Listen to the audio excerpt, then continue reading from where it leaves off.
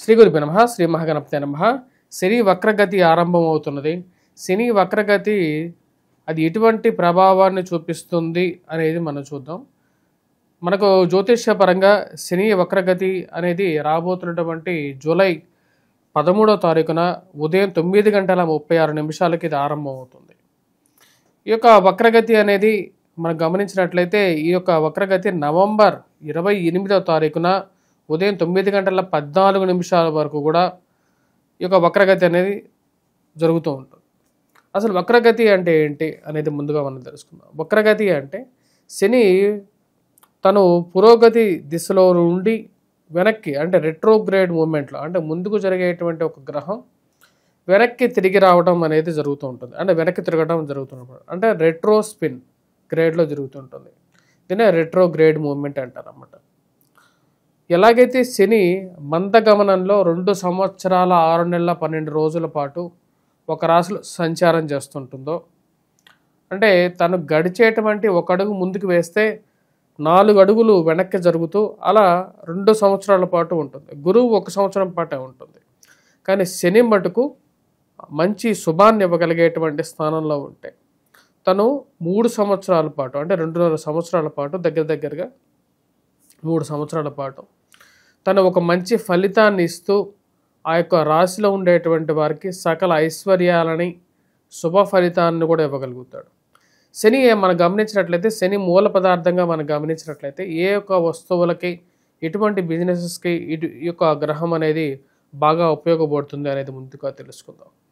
శని ముఖ్యంగా మనం చెప్పాలంటే మెటల్స్ ఐరన్కి బాగా ఉపయోగపడుతుంది, స్టీల్, దాని తర్వాత అదేవిధంగా వృత్తిపరంగా మనం గమనించినట్లయితే కార్మిక కర్షక వృత్తులు ఏవైతే ఉంటాయో అంటే వడ్రంగి పనిచేసేటువంటి వాడు, వాచ్మెన్లు కానీ లేకుండా అంటే ఈ యొక్క మున్సిపాలిటీలో పనిచేసేటువంటి వారు, రోడ్ కాంట్రాక్ట్ పనులు చేసేటువంటి వారు, బిల్డింగ్ కన్స్ట్రక్షన్ చేసేటువంటి మేస్త్రులు, సివిల్ ఇంజనీరింగ్లో పనిచేసేటువంటి వారు, వాటితో పాటు ఇక బిల్డింగ్ కన్స్ట్రక్షన్ చేసేటువంటి కూలీలు, వీరందరి మీద కూడా దాని యొక్క ఇన్ఫ్లుయెన్స్ అనేది వీటితో పాటు ఎవరైతే పెట్రోకెమికల్స్ వాటి మీద కూడా దీని యొక్క శని యొక్క ప్రభావం అనేది ఉంటూ ఉంటుంది.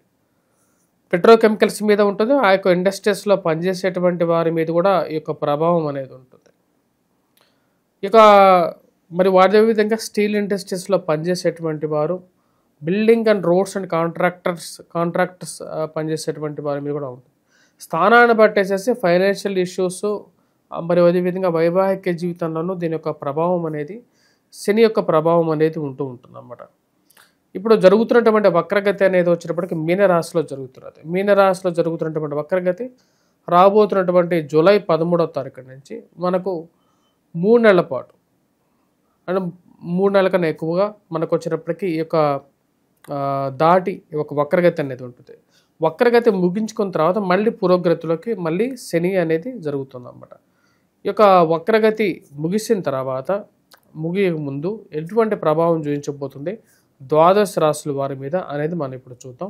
అదేవిధంగా వృత్తిపరంగా కూడా ఎటువంటి ప్రభావాన్ని చూపించగలుగుతుంది అనేది కూడా మనం క్లియర్గా తెలుసుకుందాం.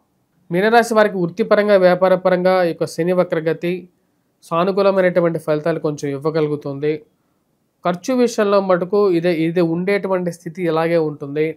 కానీ మానసిక చింత ఏదైతే వేధిస్తున్నదో ఆ యొక్క మానసిక చింత నుంచి కొంచెం విముక్తి అనేది పొందగలుగుతారు, కొంచెం ప్రశాంతత అనేది పొందగలుగుతారు.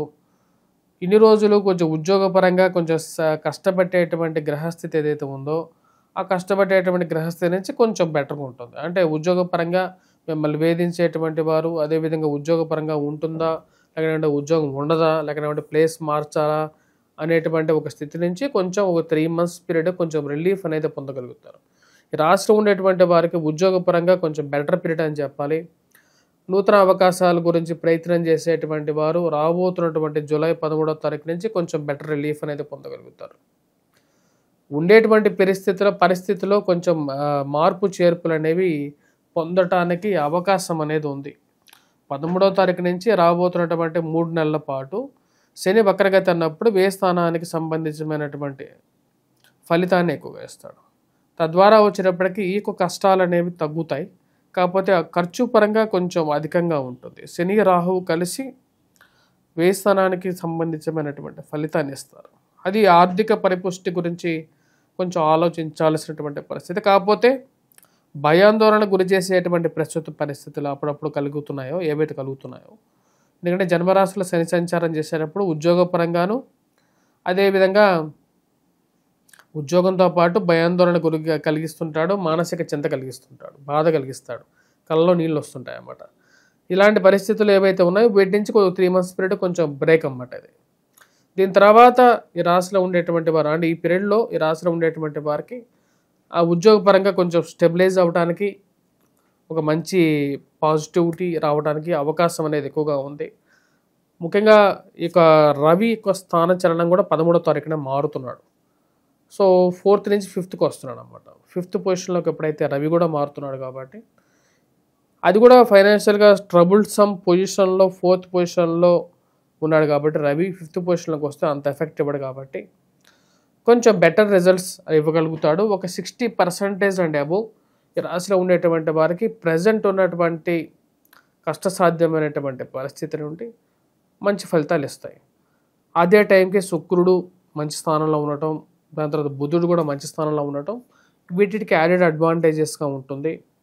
జీవితంలో కొంచెం నూతన అవకాశాలు పొందడం, ఉద్యోగ అవకాశాలు, పురోభివృద్ధిలోకి జీవితం రావటం, ఇవనేవి ఒక పాజిటివ్ యాంగిల్లోకి వెళ్తూ ఉంటారు. బట్ స్టిల్ శని జన్మరాశుల స్థానబలం అనేది ఉంది కాబట్టి ఈ యొక్క స్థానబలం అనేది ఆరోగ్యపరంగాను వక్రగతిలో ఉన్నప్పుడు ఇంప్రూవ్మెంట్ అనేది చేస్తారు. వయోవృద్ధులకి ఆరోగ్యపరంగా కొంచెం రికవరీ బాగుంటుంది. హెల్త్ రిలేటెడ్ ఇష్యూస్ ఏవైతే శని సంచారంలో జరుగుతున్నాయో ఆ యొక్క శని సంచారం హెల్త్ రిలేటెడ్ ఇష్యూస్ నుంచి ఇంప్రూవ్మెంట్ ఉంటుంది. ద్వాదశ రాశుల వారికి ఇప్పుడు ఓవరాల్గా వచ్చినప్పటికీ శని యొక్క ప్రభావం గురించి మనం డిస్కస్ చేసాం. అసలు శని ప్రభావం నుంచి ఎటువంటి పరిహారాలు చేసుకోవాలి? ఎందుకంటే ఇక్కడ మనకు శని జనరల్గా వక్రగతి కాకుండా చూసుకున్నట్లయితే కొన్ని రాశుల వారికి బాగా యోగాన్ని ఇవ్వగలుగుతాడు. వాటిలో వృషభ రాశి వారు, దాని తర్వాత మకర రాశి వారు, దాని తర్వాత వచ్చేటప్పటికి మనం గమనించినట్లయితే తులారాశి వారు, ఈ 3 రాశులకి యోగాన్ని ఇవ్వగలుగుతాడు. వక్రగతి జరుగుతున్నప్పుడు ఏంటంటే కేంద్ర స్థానాల్లో ఉన్నప్పుడు కొంచెం యోగాన్ని అటు ఇటుగా ఇస్తూ ఉంటాడు, కొంచెం బెటర్ రిజల్ట్స్ ఇస్తూ ఉంటాడు. శని ప్రభావం జరుగుతున్నప్పుడు మిగతా స్థానాలు ఏవైతే ఉన్నాయో అని 3 స్థానాలు కాకుండా మిగతా రాశుల వారికి మీద శని ప్రభావం అనేది ఉంటుంది.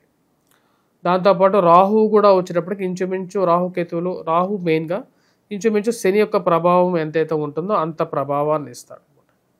అంటే అర్ధాష్టమ స్థితిలో శని ఎలాగైతే ప్రభావాన్ని ఇస్తున్నాడో అర్ధాష్టమ స్థితిలో రాహు ఉన్నప్పుడు కూడా అదే ఫలితాన్ని ఇస్తాడు. దానికే శని బాత్ రాహు బాత్ అంటారు. అంటే ఇప్పుడు వృశ్చిక రాశి వారికి అర్ధాష్టమ శని పోయినప్పటికీ అర్ధాష్టమంలో రాహు వచ్చాడు. దాని యొక్క ప్రభావం అనేది ఈ రాశి వారికి ఉంది. సో ఈ రాశిలో ఉండేటువంటి వారు మెయిన్గా ఈ యొక్క ఎటువంటి పరిహారం చేసుకోవాలి మిగతా రాశుల వాళ్ళు అనేది చూద్దాం. ముఖ్యంగా మనం గమనించినట్లయితే శనికి ఎన్నో రకాల పరిహారాలు చేసుకోవచ్చు. అఘోర పాశుపత హోమం అనేది ఒకటి చేసుకోవచ్చు. ఒకవేళ మీ యొక్క జాతక చక్రంలో శని మహర్దశ నడుస్తూ మీకు రాహు మహర్దశ కానీ శని మహర్దశ కానీ జరుగుతున్నట్లయితే ప్యారలల్గా ఏలినాటి శని ప్రభావం కానీ అర్ధాష్టమం కానీ అష్టమ శని ప్రభావం కానీ జరుగుతున్నట్లయితే రిజల్ట్స్ అనేది కొంచెం సేమ్ అలాగే ఉంటుంది అన్నమాట. అంటే రాహు మహర్దశ కానీ శని మహర్దశ కానీ జరుగుతూ అర్ధాష్టమ శని, అష్టమ శని, ఏలినాటి శని ఇవి జరుగుతున్నట్లయితే మటుకు సేమ్ రిజల్ట్స్ ఉంటూ ఉంటాయి. అంటే కొంచెం నెగిటివ్ రిజల్ట్స్ ఎక్కువగా వస్తూ ఉంటాయి. అలాంటప్పుడు కంపల్సరీగా మీరు వెంకటేశ్వర స్వామి దేవాలయ దర్శనం చేసుకోండి. సింపుల్ రిజల్ట్స్ కావాలనుకుంటే డబ్బులు ఖర్చు పెట్టకుండా మీరే ఏంటో చేసుకునేటువంటి వాటి గురించి మనం ముందుగా డిస్కస్ చేద్దాం. వాటిలో వచ్చేటప్పటికి శనికి తైలాభిషేకం చేయండి. అది చేసే సమయం కూడా వచ్చేటప్పటికి శని హోరా సమయంలో చేయండి. ఒక రోజులో శని హోరా సమయంలో చేయండి. శనివారం పూట చేయండి.